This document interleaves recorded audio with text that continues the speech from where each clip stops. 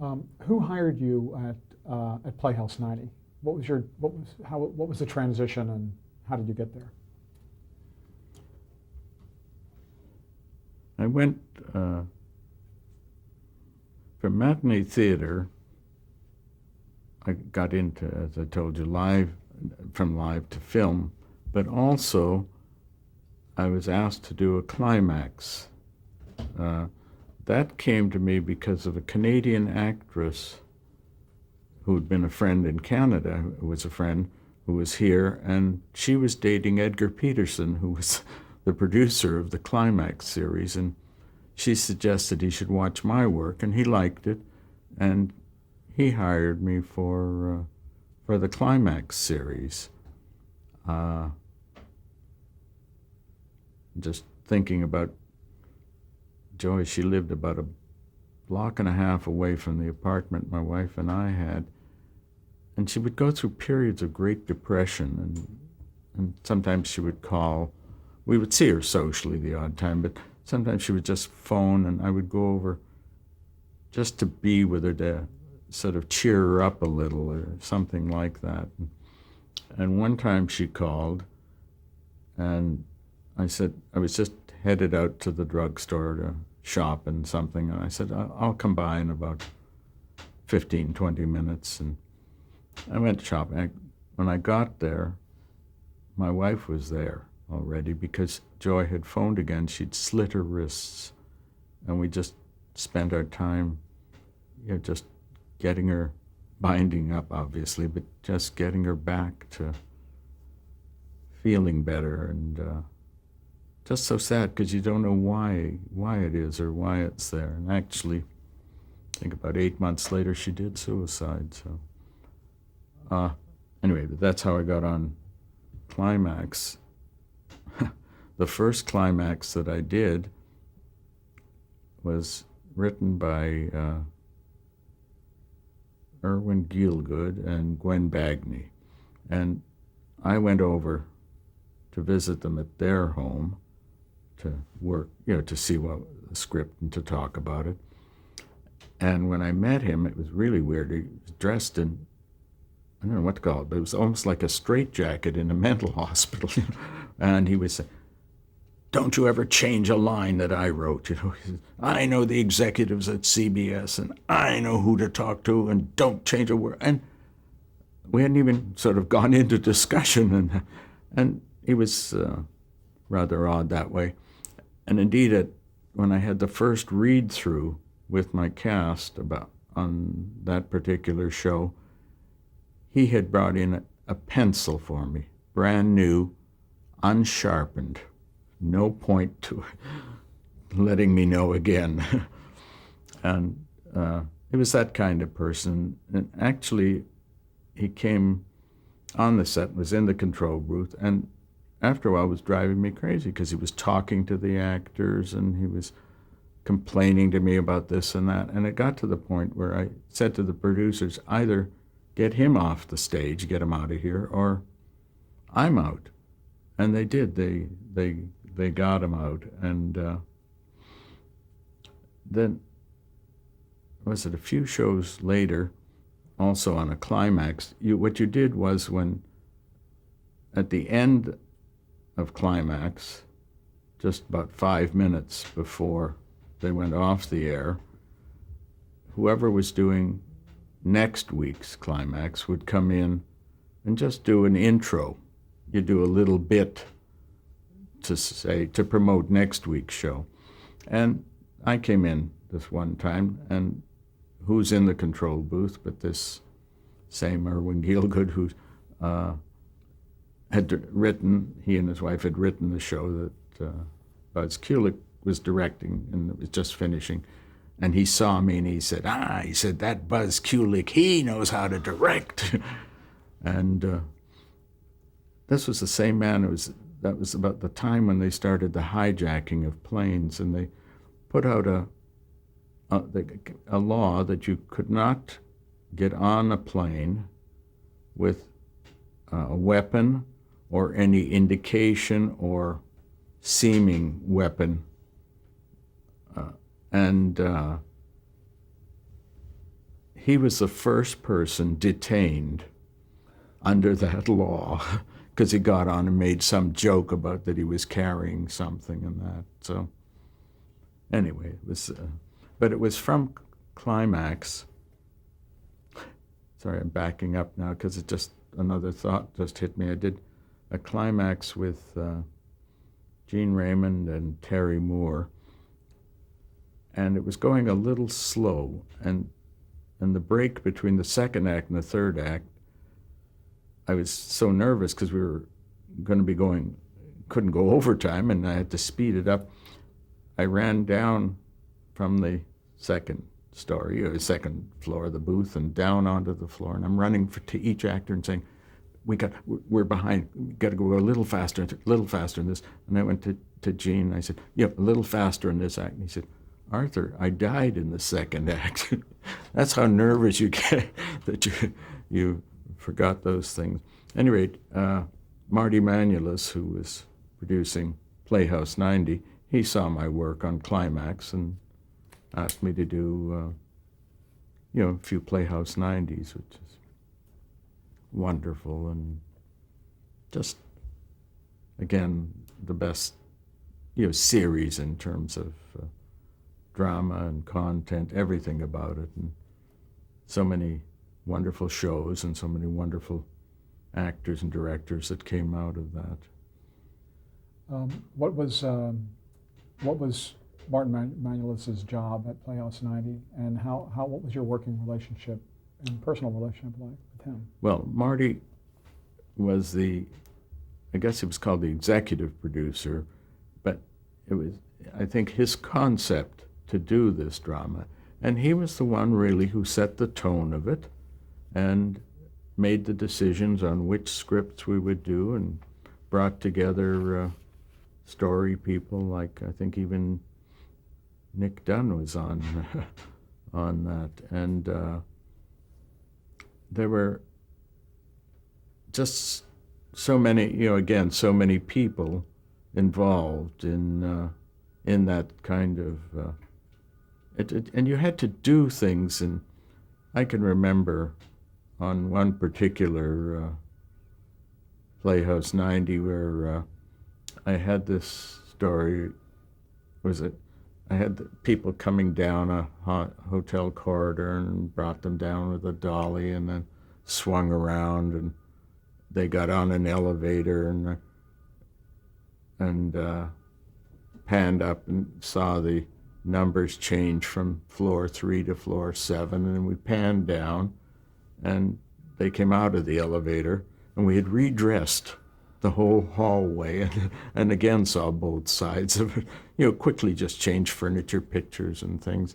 So you had to do things like that to, to keep things going.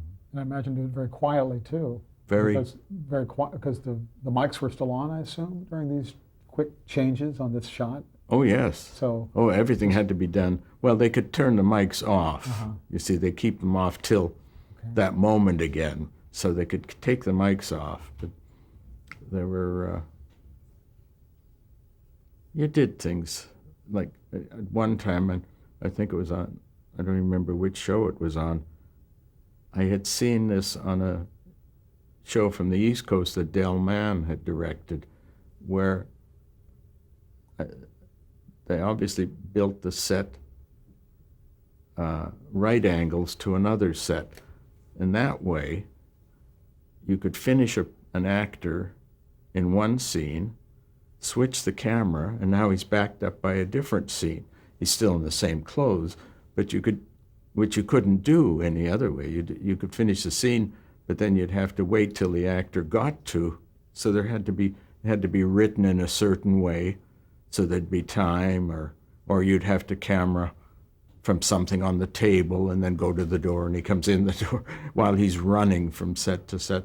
So all those little tricks, actually when I thanked Del Mann when I met him when he came out here, he said, "Nice, Arthur," he said, "but it was my production designer's idea." So, but you had to create those kind of things as you went along. Sounds like it was quite an exciting time, too. It was the most exciting because, well, if you spoke, I know if live television was still around, and this isn't just me, I think if you spoke to anybody who came out of that, like John Frankenheimer and Delbert Mann and Franklin Schaffner, we all said the same thing. If live television was still around, we'd rather do that than film, those of us who went on into film, because, as I say, unbelievable excitement. No matter how prepared you were, no matter how organized you were, when the clock hit the top, you had to pray, because there were so many things could go wrong. And often they did, and you couldn't cut and do it again. You just had to make adjustments. It was like opening night in theater all the time, but with so much more involvement. I lost a camera once this was up in Canada actually, but the head of drama was visiting on the set, and he watched dress rehearsal, and he was very happy, and he left, and about an hour later we're doing the show, and very near the beginning I lost one camera, and now I'm having to devise how to move them, how to do it, and still get some kind of coverage and keep as much interest as I can, and yet it isn't just moving them, because there's equipment. Will it be able to move there? And so you have all, but you do it because you have to do it. And when we finished, fortunately we did finish, as we say, and at that time in Canada, you did it, and it went just to the eastern half of Canada, and then later it would be, I forget what, the kinescope would be then shown, I guess, to Western Canada for the time differences. And so I thought, well, let's at least let the West Coast see it the way it's supposed to be. So I said, get another camera now, and we'll do the show again. And as we're prepping all that, I get a call from the head of the drama department, calling me, telling me how wonderful the show was. Now, he had seen it an hour before, the way it was supposed to be, and he hadn't even noticed it. So that's what you have to do. And it's live television had that excitement, and it forced camaraderie. It brought you together. Everybody had to be a team. You had to work together. You had to be able to help each other, to work out problems, because that's the only way. And everybody wanted to work it out. And the teamwork was unbelievable, all this creativity coming together. And just thinking, I wish our governments could work that way. But the change I can tell you, because when I was working on film TV, I got a call to do the Shirley Temple show, Shirley Temple Hour, I forget exactly what it was called, an episode.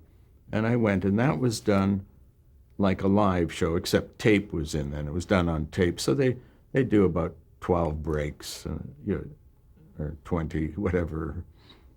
And I thought, I was working with was an art director who'd worked on matinee theater, and I said, let's do it like the old days, as if it was live and not do any breaks, And so again, we created the sets in such ways that cameras could sneak through, and worked out the usual complications, and it just didn't work, because the attitude was different, because it was the same sort of lighting director, it was the same cameraman, but now I can't get there. I need somebody will have to do this, or no, we can't.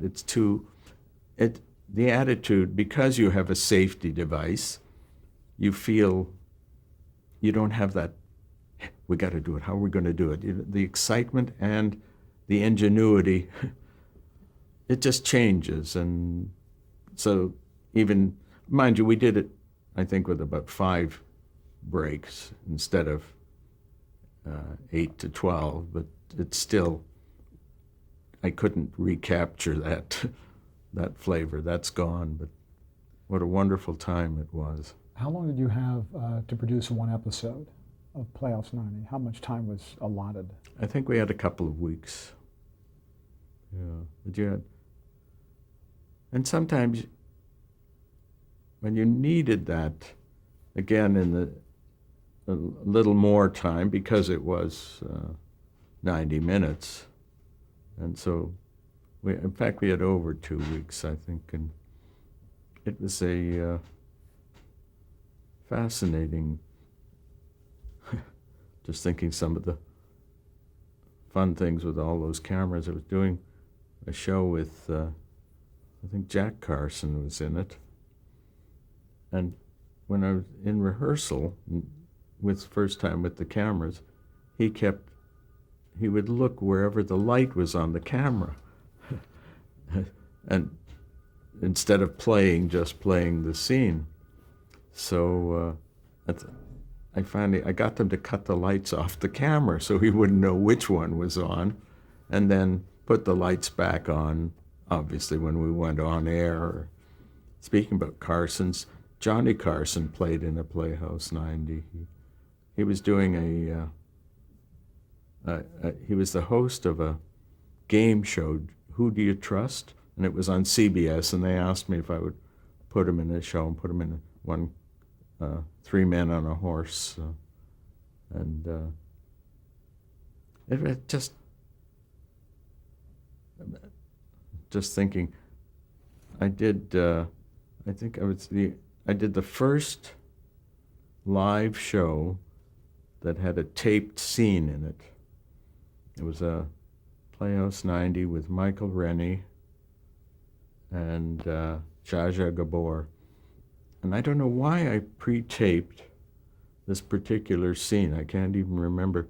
But I remember how happy I was because when we were taping it, the bed broke when Zsa Zsa sat on it, and it just threw her completely. And I thought if that had happened on the air, I don't know what would have happened. And fortunately, we could go back and do it.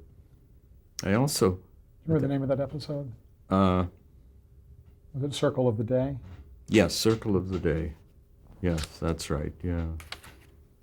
And I'm the only director who did live Playhouse 90 and film Playhouse 90. They did, I think, 3 film Playhouse 90s. I did the first one for Screen Gems and Bill Sackheim with Massacre at Sand Creek. And it was just such an honor to do a film one and a live one. The film one, actually, I got Emmy nominated, and Franklin Schaffner won. Every time I got nominated, whether it was an Emmy or an Oscar, Franklin won. Why was it decided that some of the episodes would be filmed at Playhouse 90? I think they just wanted to do a variety, like Massacre at Sand Creek was about General Custer and a whole to do with the Indians. So it was we were out on the, what should we say, the prairies and hundreds of people and that, which you couldn't do in a live show. They did shows that lent themselves more to film. Were those film episodes produced by the same people, or did they bring in a whole new kind of film? No, I think that, film people came in. As I say, Bill Sackheim and Screen Gems produced Massacre, and I don't know who did the other 2. My guess is that Screen Gems did them. Did you ever hear any feedback from viewers, whether they could tell the difference between a filmed episode and a live episode? Never heard from the audience that I'm aware of. They just accepted both. I say there was a transitional period when tape sort of came in, and then that let you then use film but it destroyed what we call live drama, the unbelievable excitement. I'm going to mention some titles of some of the episodes, and if you have any Boy. thoughts about them. First of all, the episode Three Men on a Horse, Johnny Carson and Jack Carson were both in that. Yeah, and Frank McHugh. Carol Channing, Carol Channing, I Edward forgot. Horton, And yeah. Arnold Stang. Yeah. What was Johnny Carson like as an actor?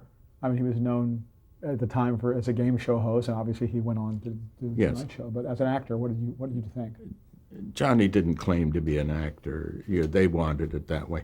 And he was good, but he didn't have really actor talents. And he knew it. He wasn't looking to be an actor, so to speak. It was, again, publicizing the show. But he was good. I mean, it wasn't that it detracted, because sometimes you were asked to put people in who were not good. I can remember on Matinee Theater, I think his name was Joe Kirkwood, who was a sports star, and he came in to do a show, and I thought, no, I'm not going to get anything. Some people you can mold them, or some people can act with a sort of naturalness.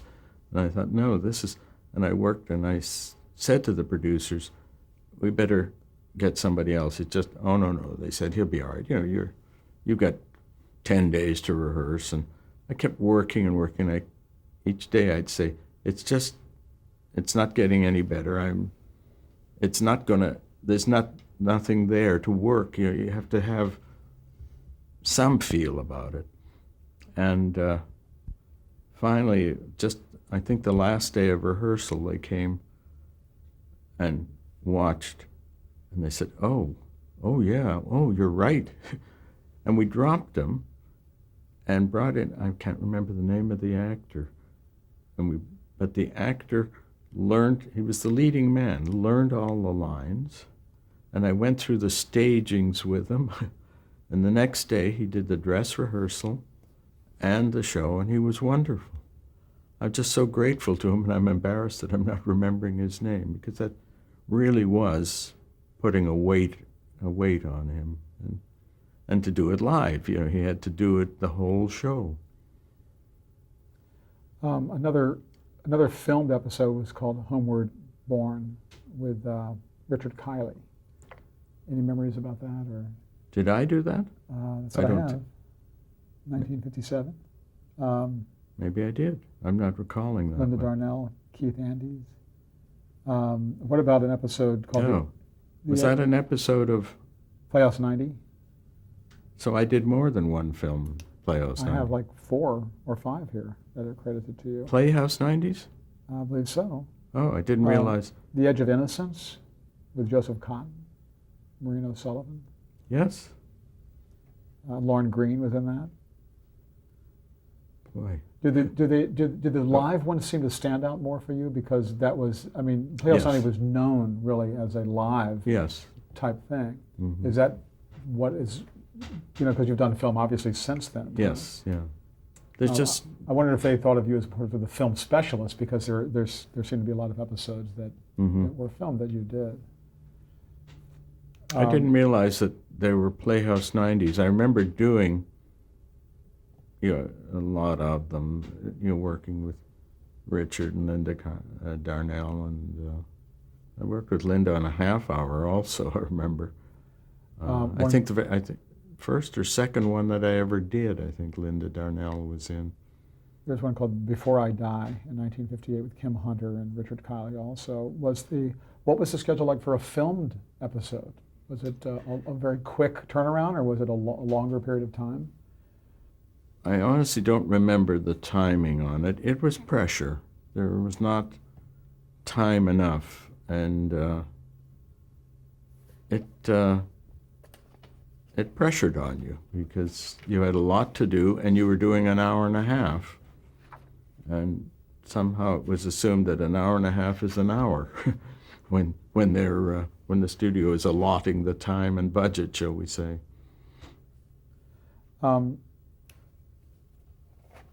The blacklist affected a lot of people and the working in the industry in the 50s. What was the effect of the blacklist on you? Did it affect you personally, or did it have any effect on colleagues of yours? Well, it certainly didn't affect me personally. It was a whole different attitude. I was actually in Canada at that time, at the height of the blacklist.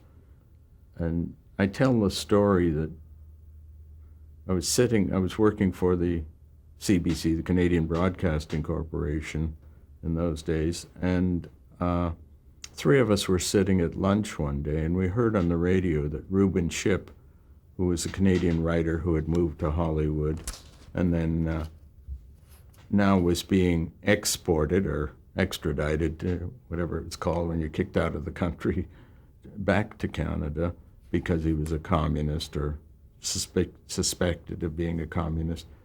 And we heard this on the radio, and we all looked up and said, "Oh, isn't that nice? We're getting one of our writers back." The whole Canadian attitude was different. There was no witch hunt like there was here. In fact, I think there was even a communist member of Parliament. It just, we didn't, I don't know what made America go through a period like that. Mind you, the times were, as we say, odd and difficult times. I do recall that on that massacre at Sand Creek we were speaking about, that I had wanted an actor named Herschel Bernardi, who I'd worked with on